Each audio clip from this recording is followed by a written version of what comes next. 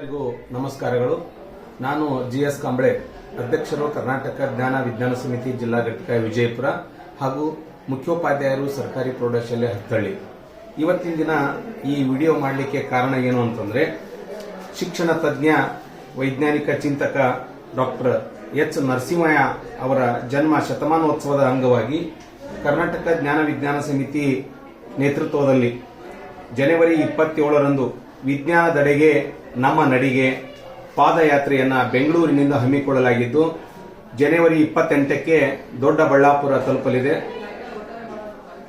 ಕರ್ನಾಟಕ ಜ್ಞಾನ ವಿಜ್ಞಾನ ಸಮಿತಿ ಸದಾ ವೈಜ್ಞಾನಿಕವಾಗಿರ್ತಕ್ಕಂಥ ಕಾರ್ಯಕ್ರಮಗಳನ್ನು ಹಮ್ಮಿಕೊಳ್ಳುತ್ತಾ ಬಂದಿದ್ದು ಮತ್ತು ವೈಜ್ಞಾನಿಕ ಚಿಂತನೆಯನ್ನ ರೂಢಿಸಿಕೊಂಡಿದ್ದ ಡಾಕ್ಟರ್ ಎಚ್ ನರಸಿಂಹಯ್ಯ ಅವರ ಆಶಯಗಳನ್ನು ಸಾಕಾರಗೊಳಿಸಲು ಇಂದಿನ ಪೀಳಿಗೆಗೆ ಉಳಿಸಬೇಕಾಗಿದೆ.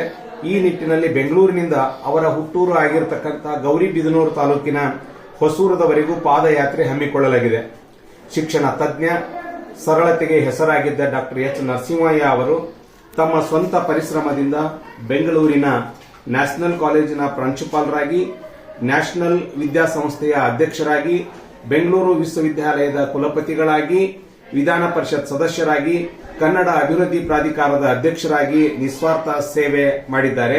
2020ಕ್ಕೆ ಡಾಕ್ಟರ್ ಎಚ್ ನರಸಿಂಹಯ್ಯ ಅವರ ಜನ್ಮ 100 ವರ್ಷದ ಶತಮಾನೋತ್ಸವ ಆಗಿರುವುದರಿಂದ ಪಾದಯಾತ್ರೆಯ ಮಾರ್ಗದುದ್ದಕ್ಕೂ ವೈಜ್ಞಾನಿಕ ಚಿಂತನೆಗೆ ಸಂಬಂಧಿಸಿದ ಬೀದಿ ನಾಟಕ, ನಾಟಕ ಪ್ರದರ್ಶನ, ಪವಾಡ ರಾಶಬೈಲು, ಚರ್ಚೆ, ಸಂವಾದ, ಕಡಿಮೆ ಬೆಲೆಯ ಪುಸ್ತಕಗಳ ಮಾರಾಟ ಹಾಗೂ ಯಾತ್ರೆಯ ನೆನಪಿಗಾಗಿ 100 ಸಸಿಗಳನ್ನು ಮಾರ್ಗದುದ್ದಕ್ಕೂ ನೆಡಲಾಗುವುದು. ಈ ಕಾರ್ಯಕ್ರಮದಲ್ಲಿ ನಾನು ಭಾಗವಹಿಸುತ್ತಿದ್ದೇನೆ ವಿಜಯಪುರ ಜಿಲ್ಲೆಯಿಂದ. ದಯಮಾಡಿ ತಾವು ಈ ಕಾರ್ಯಕ್ರಮದಲ್ಲಿ ಭಾಗವಹಿಸಲು ಬನ್ನಿ. ವಿಜ್ಞಾನ ಉಳಿಸೋಣ, ಅಜ್ಞಾನವನ್ನ ಅಳಿಸೋಣ. ಜೈ ವಿಜ್ಞಾನ್. ನಮಸ್ಕಾರಗಳು.